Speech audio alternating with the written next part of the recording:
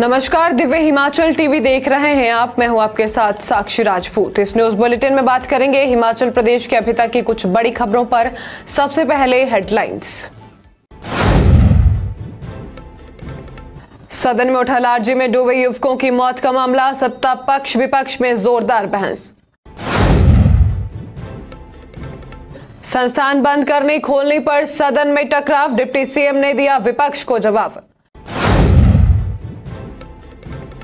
बिलासपुर में गोलीकांड में इस्तेमाल 3 पिस्तौल बरामद, सुंदरनगर की सुकेती खड्ड में मिले तीनों पिस्टल भरे हुए। ऊना में 10,000 रिश्वत लेते धरा लेबर इंस्पेक्टर, लाइसेंस रिन्यू करने के लिए मांगे थे पैसे। खरड़ में चारटीसी बस के शीशे तोड़ने के आरोपी गिरफ्तार, आरोपियों की कार भी बरामद। पिन पार्वती में डूबे दोनों आईटीआई छात्रों के शव बरामद, गोताखोर ने ढूंढे शव। 31 मार्च को स्कूलों में होगा छात्र शिक्षक संवाद, उसके बाद 4 दिन की ब्रेक। अब खबरें विस्तार से। मंडी जिला में 2 युवकों की मौत का मामला विधानसभा में उठा। इस दौरान नेता प्रतिपक्ष जयराम ठाकुर ने लोगों को नदी नालों से दूर रखने की कदम उठाने का आह्वान किया। वहीं उप मुख्यमंत्री ने कहा कि संवेदनशील क्षेत्रों के रास्ते बंद करने के साथ प्रदेश सरकार प्रभावी कदम उठाएगी।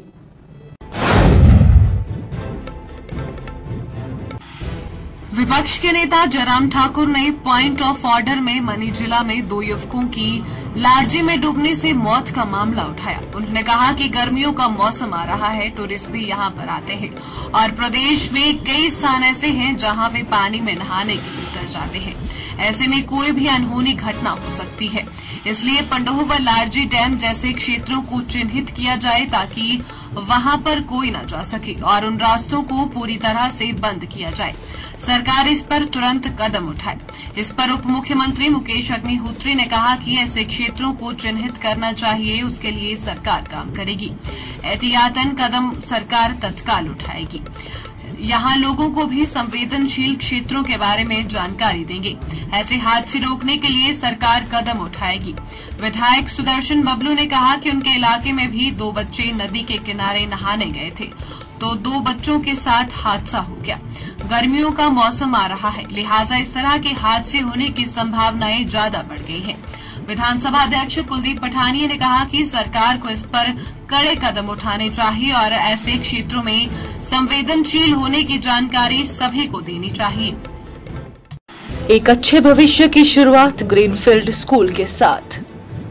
ग्रीनफील्ड स्कूल नगरोटा एक उच्च स्तरीय स्कूल है जिसका एकमात्र लक्ष्य छात्रों के लिए एक ऐसा वातावरण तैयार करना है जिसमें रहकर छात्र अपने जीवन का लक्ष्य निर्धारित कर सकें और स्कूल अपने इस कार्य के लिए निरंतर कार्य कर रहा है और करता रहेगा। स्कूल इस कार्य के लिए राष्ट्रीय ही नहीं अंतर्राष्ट्रीय स्तर पर भी अग्रसर है, जैसे cricket, boxing, wushu, Minecraft, Adobe express आदि। स्कूल से उत्तीर्ण छात्र आज एप्पल, गूगल, नासा, आर्मी, वैज्ञानिक, डॉक्टर, इंजीनियर और बिजनेसमैन आदि क्षेत्रों में कार्य कर रहे हैं। इसके अतिरिक्त स्कूल का नतीजा हर वर्ष 100% रहता है, तो समय व्यर्थ न करें। ग्रीनफील्ड वरिष्ठ माध्यमिक पाठशाला में सत्र 2025-26 के लिए एडमिशन शुरू हो गई है। विधानसभा के बजट सत्र में विभिन्न संस्थानों को लेकर खूब हंगामा हुआ। इस दौरान दोनों तरफ के विधायकों ने एक दूसरे पर जमकर शब्द बाण चलाए। देखे कैसा था सदन के भीतर का माहौल। विधानसभा में शुक्रवार को संस्थानों को बंद करने और उनको खोलने का मामला खूब गरमाया। सदन में दोनों तरफ के विधायक आमने सामने थे और जमकर टकराव हुआ। मुख्यमंत्री की अनुपस्थिति में उप मुख्यमंत्री मुकेश अग्निहोत्री ने कहा कि सरकार पूरी तरह से स्थिर, स्थायी और टिकाऊ है। जहां संस्थानों की जरूरत होगी वहां सरकार संस्थान खोलेगी।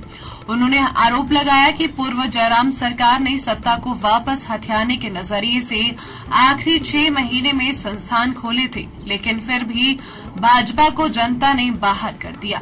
उन्होंने कहा कि वर्तमान सरकार पूरे विवेक के साथ सोच समझकर संस्थान खोल रही है। सदन में विधायक रणधीर शर्मा के सवाल के जवाब में मुकेश ने कहा कि हर विधानसभा क्षेत्र में जल शक्ति का एक डिवीजन दिया जाएगा। शिक्षा क्षेत्र और ग्रामीण विकास में सरकार संस्थानों का युक्तिकरण कर रही है और जहां पर इनकी जरूरत होगी वहां सरकार पूरे दम के साथ संस्थान खोलेगी। उन्होंने जयराम ठाकुर पर तंज कसते हुए कहा कि इनकी सरकार चली गई इसलिए वह गुस्से में है। वहीं विपक्ष के नेता जयराम ठाकुर ने कहा कि वर्तमान सरकार ने सत्ता में आने के तुरंत बाद यहां पूर्व सरकार द्वारा खोले गए संस्थानों को राजनीतिक प्रतिशोध की भावना से बंद किया। उन्होंने कहा कि जो संस्थान चल रहे थे और उनमें स्टाफ काम कर रहा था उनको भी बंद कर दिया गया। उन्होंने अब संस्थानों को वापस खोलने पर इसके पैरामीटर के बारे में सवाल किया। संस्थान इन्होंने खोले थे, ये हमें कह रहे हैं बिना सोचे समझे बंद कर दिए। बिना सोचे समझे तो आपने खोले, क्योंकि ये अध्यक्ष महोदय सच्चाई है कि जयराम ठाकुर जी ने अपनी सरकार बचाने के लिए हजारों संस्थान खोले और हजारों करोड़ रुपए का उन पे खर्चा था। और जो है इन्होंने कर्मचारियों का जो है 11,000 करोड़ रुपया नहीं दिया, लेकिन इन्होंने जाते जाते जो है 1,000 संस्थान जो है नोटिफाई कर दिए। अब ये कहते हैं कि जी मैंने वहां अफसर भेजे थे। आपने रोटेशन, जो पहले अफसर बैठे हैं सरकार में उन्हीं में से भेजे। कोई पोस्ट तो आपने ना तो पोस्टें क्रिएट की, ना तो आपने पोस्टें क्रिएट की, ना आपने पैसा दिया। और मुकेश जी, एक क्वेश्चन का जवाब दे दो कि जो इन्होंने नोटिफाई किए थे फिर सारे डी नोटिफाई हुए, उनमें से दोबारा कितने नोटिफाई कर दिए? अध्यक्ष महोदय आप इनकी मदद करते जा रहे हैं। नहीं, मदद नहीं, स्पष्ट हो जाए, अगला क्वेश्चन आ जाएगा। नहीं अध्यक्ष महोदय ऐसा है, I am interested in question. ये अध्यक्ष महोदय हम आपका बड़ा सम्मान करते हैं, लेकिन ऐसी सूचना नहीं है तो आगे दे देंगे। देखिए ये मुख्यमंत्री थे, इनका गुस्सा आना स्वाभाविक है क्योंकि इनकी सरकार चली गई। गुस्सा आता है, हो जाता है, गुस्सा आ जाता है। लेकिन ये है कि 1,000 संस्थान जो है खोले गए, विशुद्ध राजनीतिक आधार पे खोल दिए, विशुद्ध राजनीतिक आधार पे संस्थान खोले।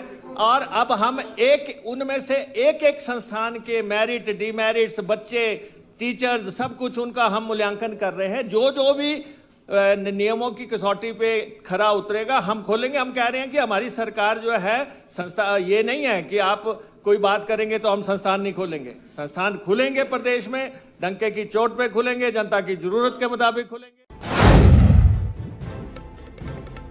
बिलासपुर के पूर्व विधायक बंबर ठाकुर पर गोलियां बरसाने के मामले में दिल्ली बॉर्डर से गिरफ्तार शूटर से पूछताछ की जा रही है।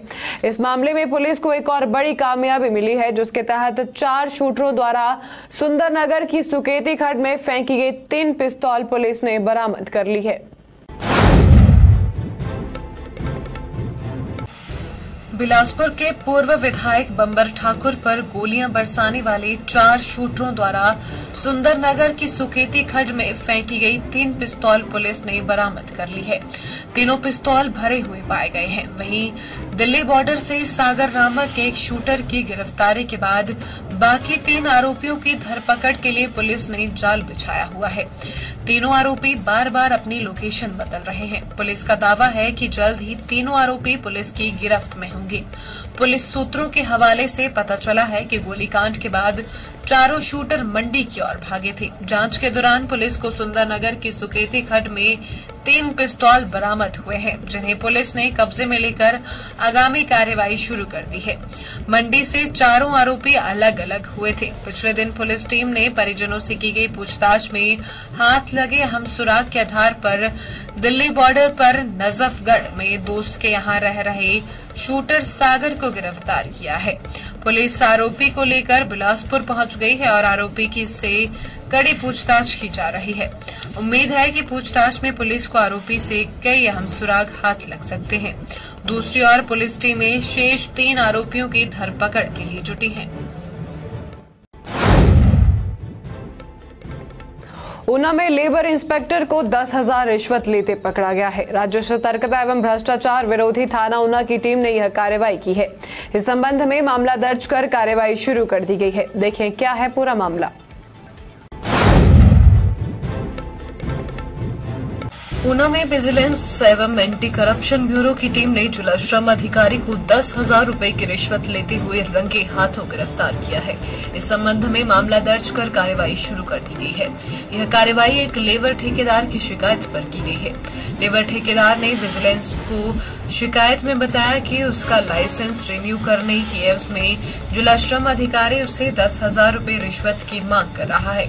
शिकायत मिलने के बाद राज्य सतर्कता व भ्रष्टाचार विरोधी थाना ऊना की टीम द्वारा सुनियोजित तरीके से जाल बिछाया गया और तय डील के अनुसार लेबर ठेकेदार को भेजा गया। इस दौरान जैसे ही श्रम अधिकारी ने राशि अपने हाथों में ली तो विजिलेंस की टीम ने आरोपी को रंगे हाथों पकड़ लिया। डीएसपी विजिलेंस एवं anti corruption bureau Firoz Khan ने बताया कि मामले की जांच जारी है। आरोपी से पूछताछ के साथ उसके ठिकाने पर बैंक खातों को भी खंगाला जाएगा। विभाग की इस कार्रवाई से जिला में हड़कंप मच गया है। हाल ही में पंजाब जाने वाले एचआरटीसी बसों को रोकने, उनके शीशे तोड़ने और उन पर स्टिकर चिपकाने के मामले सामने आए हैं। इसी बीच खरड़ में भी एक ऐसा ही वाकया सामने आया था जहां निगम की बस के शीशे तोड़े गए थे। पंजाब पुलिस ने इस मामले में आरोपियों को गिरफ्तार कर लिया गया है।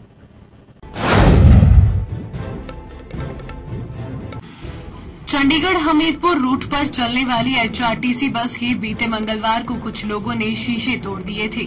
इस मामले के आरोपियों को पंजाब पुलिस ने गिरफ्तार कर लिया है। इस अप्रत्याशित हमले से बस में सवार यात्री, चालक और परिचालक भयभीत हो गए थे। हालांकि इस घटना में कोई भी घायल नहीं हुआ है और सभी यात्री एवं चालक दल सुरक्षित है। इस संदर्भ में पुलिस मुख्यालय शिमला के उच्च अधिकारियों ने पंजाब के विशेष पुलिस महानिदेशक कानून एवं व्यवस्था से मामले को सुलझाने के लिए वार्ता की। इसके परिणाम स्वरूप खरड़ में हुई तोड़फोड़ के मामले में एफआईआर दर्ज की गई। पुलिस मुख्यालय की ओर से जारी की गई प्रेस विज्ञप्ति में बताया गया कि हमलावरों ने अपनी कार की नंबर प्लेट पर कागज लगाकर अपनी पहचान छिपाने का प्रयास किया था। हालांकि मामले की जांच करते हुए पंजाब पुलिस ने इस मामले में 2 व्यक्तियों को गिरफ्तार कर लिया है। पंजाब पुलिस की टीम ने दोनों आरोपियों को ढूंढकर हिरासत में ले लिया है और उनकी कार भी बरामद कर ली है। इस घटना के संबंध में एचआरटीसी प्रबंधन यात्रियों से उन्होंने अपील की है कि वे किसी भी संदिग्ध गतिविधि की सूचना तुरंत प्रशासन को दें ताकि उनकी सुरक्षा को और अधिक मजबूत किया जा सके।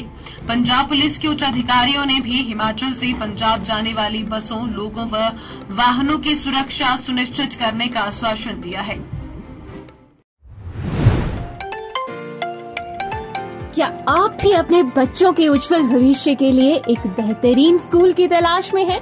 अगर हाँ, तो रेनबो इंटरनेशनल स्कूल आपके और आपके बच्चों के सपनों को हकीकत में बदल सकता है, जहाँ पर आपका बच्चा एक किताबी कीड़ा न बनकर अपने टैलेंट को निखारेगा। क्योंकि यहाँ पर जर्मन भाषा, कैम्ब्रिज लर्निंग, रोबोटिक्स, माइक्रोसॉफ्ट और खेलो इंडिया के अंतर्गत वेट लिफ्टिंग, टेबल टेनिस, तैराकी, जिम्नास्टिक और हॉर्स राइडिंग जैसे खेलों का प्रशिक्षण दिया जाता है। रेनबो इंटरनेशनल स्कूल 10वीं और 12वीं में बेहतरीन परिणाम दे रहा है और यहाँ से पढ़े हुए विद्यार्थी आज कई महत्वपूर्ण क्षेत्रों में अपनी सेवाएं प्रदान कर रहे हैं। तो आज ही जाएं रेनबो इंटरनेशनल स्कूल नगरोटा वगवा में और अधिक जानकारी के लिए आप संपर्क कर सकते हैं 7807849222 पर। 2 दिन पहले जिला कुल्लू की पिन पार्वती नदी में नहाते समय आईटीआई के 2 छात्र डूब गए थे। अब दोनों छात्रों के शव बरामद हो गए हैं। पुलिस ने गोताखोर की मदद से दोनों शवों को ढूंढ निकाला है।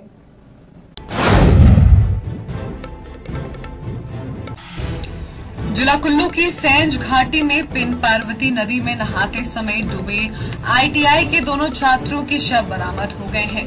गोताखोर ने शवों को ढूंढ निकाला है। हालांकि घटना बीते गुरुवार दोपहर 1 बजे की है, लेकिन कई प्रयासों के बाद भी शव बरामद नहीं हो पाए थे। ऐसे में प्रशासन ने गोताखोर की मदद ली और शुक्रवार सुबह 7 बजे दोनों शवों को गोताखोर ने नदी से ढूंढ निकाला। वहीं अग्निशमन चौकी लारजी की टीम भी सर्च अभियान में डटी रही। पुलिस ने दोनों शवों को पोस्टमार्टम के लिए बंजारा अस्पताल भेज दिया है। देर शाम को पोस्टमार्टम के बाद शव परिजनों को सौंप दिए गए। जानकारी के अनुसार ये छात्र लारजी में बिजली विभाग में ट्रेनिंग के लिए आए थे और पिन पार्वती नदी में दोपहर 1 बजे नहाने के लिए उतरे थे और अचानक नदी में डूब गए। डीएसपी बंजार शेर सिंह ने बताया कि नदी में डूबे आईटीआई के छात्र तहसील बाली चौकी जिला मंडी के रहने वाले हैं। पोस्टमार्टम के बाद शव परिजनों को सौंप दिए गए हैं। उन्होंने बताया कि पुलिस ने मामला दर्ज कर जांच तेज कर दी है। राज्य के सरकारी स्कूलों में नॉन बोर्ड कक्षाओं का फाइनल परीक्षा परिणाम 31 मार्च को जारी होगा। इस दौरान रिपोर्ट कार्ड छात्रों के साथ साझा किया जाएगा। इस दौरान छात्र शिक्षक संवाद करवाया जाएगा और फिर 4 दिन तक स्कूलों में छुट्टियां रहेंगी।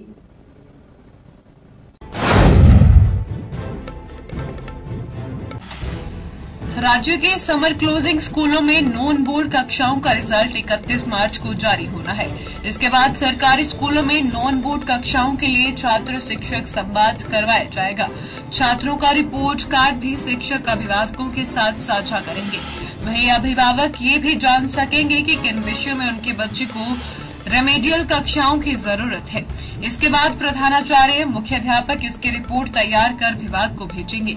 इसमें बताना होगा कि कितने शिक्षकों ने इस कार्यक्रम में भाग लिया और उनके क्या सुझाव हैं।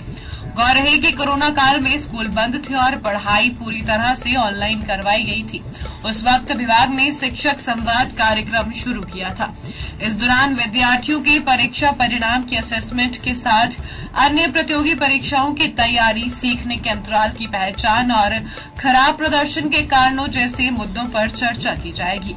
स्कूलों में नया वार्षिक कैलेंडर जो सरकार की ओर से जारी किया गया है, उसमें रिजल्ट के बाद 4 दिन की ब्रेक के साथ पर रेमेडियल कक्षाओं की बात कही गई है। शिक्षक निदेशालय से इसकी जानकारी मांग रहे हैं, लेकिन ये अधिसूचना फाइनल नहीं है।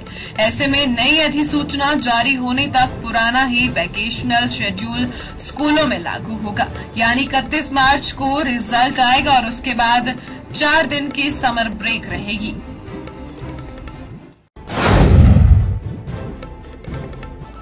चलते चलते में बात करेंगे हिमाचल प्रदेश के अन्य प्रमुख बड़ी खबरों पर। विमल नेगी की मौत पर राजभवन पहुंचे भाजपा विधायक, बोले एक आईएएस की जांच दूसरा आईएएस कैसे करेगा। घुमारवीं के दखयूत में गोली लगने से राहगीर महिला घायल, जंगल में बंदूक लेकर जा रहा था ग्रामीण, अचानक गिरने से चली गोली। ऊपरी शिमला के ठियोग में पकड़ा नकली ड्रग इंस्पेक्टर, संदेह होने पर युवकों ने मांगा आईडी कार्ड, फिर बुलाई पुलिस।